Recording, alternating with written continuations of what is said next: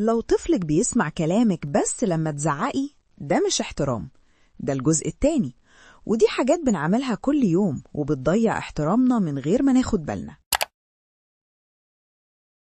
كتير مننا بيقول ما تعملش، ما تزعقش، ما تجريش.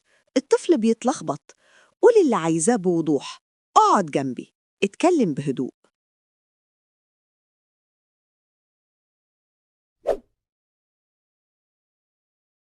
إحنا بنشوف الغلط بسرعة، بس الصح بيعدي عادي. احترام الطفل ليك بيكبر لما يحس إنك شايفاه وهو كويس.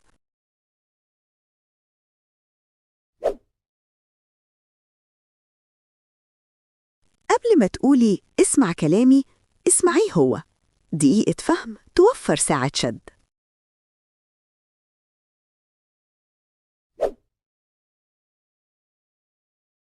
الحدود مش قوة ولا سيطرة، الحدود أمان، ولما الطفل يفهم السبب بيحترم القاعدة.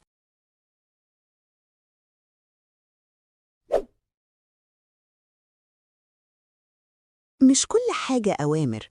اختيارات بسيطة تخلي الطفل يحس إنه شريك مش تابع. الاحترام مش بيطلع من الصوت العالي، بيطلع من العلاقة. لو حابة جزء تالت قولي في التعليقات.